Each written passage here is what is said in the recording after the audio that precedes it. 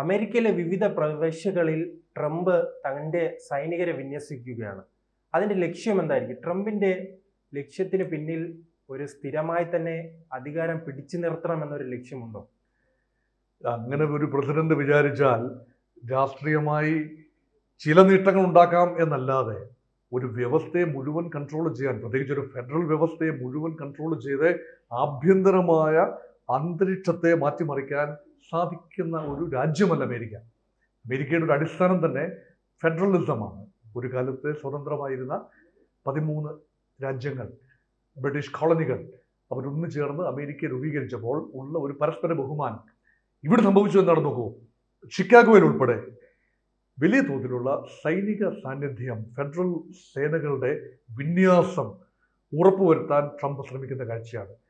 കഴിഞ്ഞ ദിവസം കേട്ട വാർത്ത, വാഷിങ്ടൺ DC-യിൽ 2000 സൈനികരെ, അതായത് കേന്ദ്ര സൈനികരെ വിന്യസിക്കുന്ന ട്രംപിന്റെ തീരുമാനം. ഇതിന് പറയുന്ന കാരണങ്ങൾ ലോ ആൻഡ് ഓർഡർ കൊളാപ്സ് ആണ്. നഗര കേന്ദ്രീകൃതമായി വലിയ രീതിയിലുള്ള പിടിച്ചുപറി, അക്രമം, അരാജകത്വം, ലോക്കൽ ഭരണകൂടങ്ങൾക്ക് നിയന്ത്രിക്കാൻ. ട്രംപ് ഭരിക്കുന്ന തന്റെ പാർട്ടിക്ക് സ്വാധീനമുള്ള സ്ഥലങ്ങളിൽ എന്തുകൊണ്ട് ഈ സൈനികർ എത്തുന്നില്ല? അതിനൊരു തിയറിയുണ്ട്, ട്രംപിനൊരു തിയറിയുണ്ട്. ഡെമോക്രാറ്റുകൾ ഭരിക്കുന്ന സംസ്ഥാനങ്ങളാണ് പലപ്പോഴും നിരന്തരമായ ഡെമോക്രാറ്റുകൾ അധികാരത്തിൽ, ഗവർണർഷിപ്പ് ആകട്ടെ, അവിടുത്തെ സെനറ്റർമാരാകട്ടെ, ഹൗസ് ഓഫ് റെപ്രസെൻറ്റേറ്റീവ് അംഗങ്ങളാകട്ടെ, ഇതെല്ലാം തന്നെ ഡെമോക്രാറ്റുകൾക്ക്, അത് ബ്ലൂ സ്റ്റേറ്റ്സ് എന്ന് പറയും. California, New York, Washington DC, Illinois, ഇതൊക്കെ കട്ടയ്ക്ക് ഈ ഡെമോക്രാറ്റ് സ്റ്റേറ്റുകളാണ്. അവിടെയാണ് കടന്നു വരുന്ന, പുറത്തുനിന്ന് കടന്നു വരുന്ന ആളുകൾ, അതായത് കറുത്ത വർഗ്ഗക്കാർ അല്ലെങ്കിൽ മെക്സിക്കൻ ഹിസ്പാനിക്കുകൾ നുഴഞ്ഞു കയറി വന്നവർ, ഇന്ത്യൻ വംശജർ കുടിയേറി വന്നവർ, ഇവരുടെയൊക്കെ നല്ല സാന്നിധ്യം ന്യൂയോർക്ക് പോലെയുള്ള സ്ഥലങ്ങളിലുണ്ട്. റിപ്പബ്ലിക്കന്മാർ ഭരിക്കുന്ന സംസ്ഥാനങ്ങളിലും ഇല്ല എന്നല്ല, പക്ഷെ താരതമ്യേന ഡെമോക്രാറ്റുകളുടെ പോളിസി പരമാവധി ഫോറിൻ ഇമിഗ്രേഷൻ പ്രോത്സാഹിപ്പിക്കുക. അങ്ങനെ ഇവരെ ഡെമോക്രാറ്റിക് വോട്ടർമാരായി ആത്യന്തികമായി കാണുക.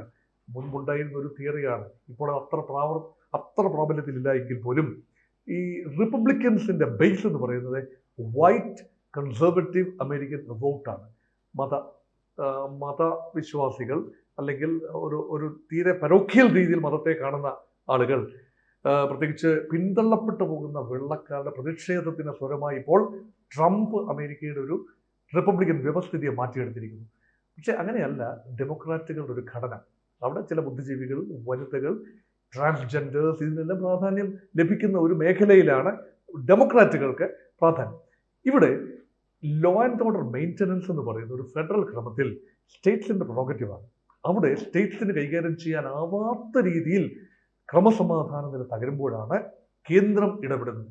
ഇവിടെ ട്രംപ് ചില കാരണങ്ങൾ കണ്ടെത്തുകയാണ്. ഇപ്പം ഷിക്കാഗോ നഗരം, ഇലിനോയിലെ ഷിക്കാഗോ നഗരത്തിലേക്ക്, വലിയ അമേരിക്കയുടെ വടക്കൻ പ്രദേശത്തുള്ള കാനഡയോട് ചേർന്നൊരു നഗരപ്രദേശമാണ്. ആ നഗരത്തിൽ വലിയ രീതിയിലുള്ള അക്രമങ്ങൾ നടക്കുന്നതായി ട്രംപ് സ്വയം അങ്ങ് പറയുകയാണ്. ചില അക്രമങ്ങൾ എല്ലായിടത്തും ഉള്ളതിന് പോലെയുള്ള അക്രമങ്ങളാണ്. അവിടേക്ക് കൂടുതൽ സേനകളെ വിന്യസിക്കുന്നു എന്ന് പറയുമ്പോൾ ഡെമോക്രാറ്റിക് സ്റ്റേറ്റ്സിനെ തിരഞ്ഞുപിടിച്ച് ട്രംപ് എക്സ്പോസ് ചെയ്യാൻ ശ്രമിക്കുകയാണ്. അവിടേക്ക് സൈനിക നടപടികൾ വ്യാപിപ്പിക്കുകയാണ്. അമേരിക്കക്കാർക്ക് കൊടുക്കുന്ന ഒരു ഇമേജ് എന്ന് പറയുന്നത് രാഷ്ട്രീയ നേട്ടത്തിന് വേണ്ടിയാണ് എന്നാണ് ഡെമോക്രാറ്റുകളുടെ ആരോപണം. റിപ്പബ്ലിക്കൻസിന് നേട്ടമുണ്ടാകാൻ, ട്രംപിന് തന്നെ നേട്ടമുണ്ടാകാൻ, ട്രംപിന്റെ വിദേശ നയത്തിലെ പരാജയങ്ങൾ മറച്ചുവെക്കാൻ ആഭ്യന്തരമായ വിഷയങ്ങൾ ഉണ്ടാക്കിയെടുക്കുകയാണോ എന്നൊരു ചിന്ത. വേണമെങ്കിൽ അടിയന്തരാവസ്ഥ പ്രഖ്യാപിക്കുമെന്നാണ് ട്രംപ് പറയുന്നത്. അതൊക്കെയാണ് നമ്മുടെ ഇന്ത്യയിൽ ആർട്ടിക്കിൾ 356, അതായത് സംസ്ഥാന അടിയന്തരാവസ്ഥ ദുരുപയോഗം ഇപ്പോൾ വളരെ കുറഞ്ഞിരിക്കുന്നു.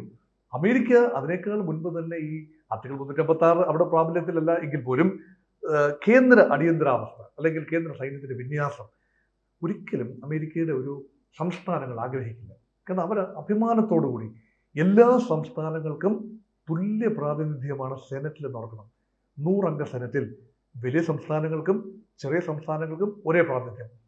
അവിടെ ആ ഒരു അന്തസ്സ്, ഫെഡറൽ പാരിറ്റി, ഫെഡറൽ അമിറ്റി, ഒരു ഫെഡറൽ റെസ്പെക്ട്, ഇത് നടപ്പാകാതെ ഒരു പ്രസിഡന്റ് അധികം കാലം മുന്നോട്ട് പോകാനാവില്ല.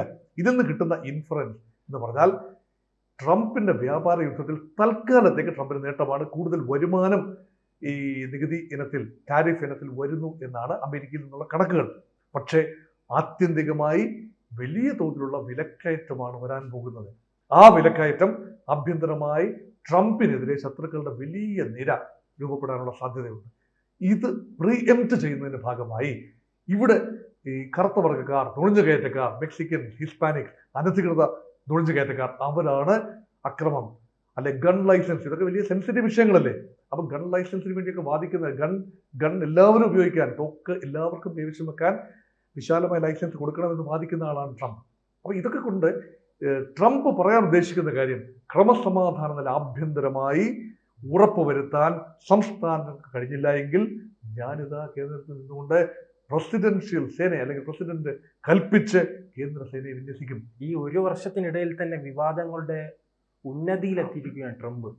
ആദ്യ സർക്കാരിനെ അപേക്ഷിച്ച് നോക്കുമ്പോൾ ഈ രണ്ടാം സർക്കാരിനുണ്ടായ ഈ മാറ്റം എന്താണ്? അദ്ദേഹത്തിന് എന്താണ് പറ്റിയത്? ട്രംപിന്റെ ആദ്യ സർക്കാർ സമയത്ത് സെനറ്റിലും ഹൗസ് ഓഫ് റെപ്രസെന്റേറ്റീവ്സിലും നിർണായക ആധിപത്യം റിപ്പബ്ലിക്കന്മാർക്കില്ലായിരുന്നു. ഈ വാസ് ഓൺലി ടെസ്റ്റിംഗ് വാട്ടേഴ്സ്. എന്നാൽ ഇന്ന് അതല്ല അവസ്ഥ. കൃത്യമായ ഭൂരിപക്ഷം സെനറ്റിൽ ഒരു നിയമനിർമ്മാണം പുഷ് ചെയ്ത് മുന്നോട്ട് കൊണ്ടുപോകാൻ ട്രംപിന്റെ പാർട്ടി, റിപ്പബ്ലിക്കൻ പാർട്ടിക്കുണ്ട്. ഡെമോക്രാറ്റ് പാർട്ടി ലേശം പിന്നാക്കം നിൽക്കുകയാണ്. അതുപോലെ ഹൗസ് ഓഫ് റെപ്രസെന്റേറ്റീവ്സിലും ഒരു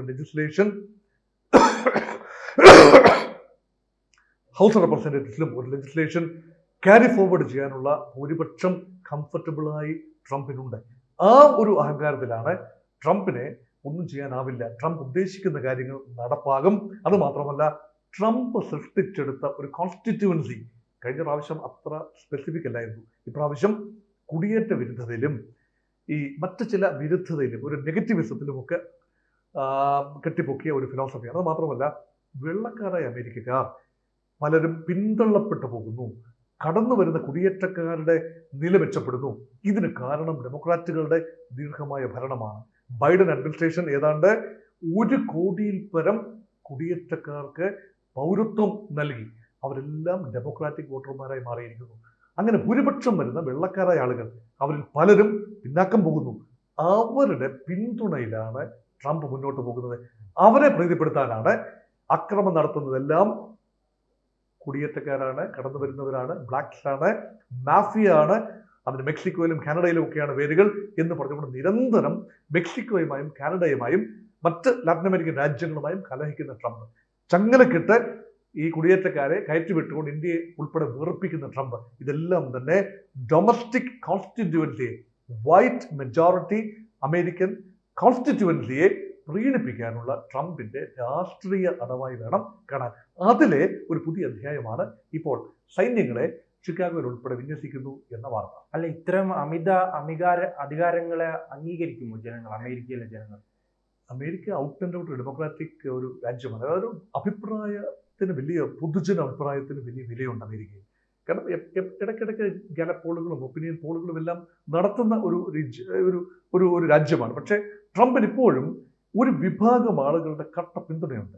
അത് ഞാൻ നേരത്തെ പറഞ്ഞ ഒരു conservative, aristocratic and also the white dominant മെജോറിറ്റിയുടെ ഒരു പിന്തുണയുണ്ട്.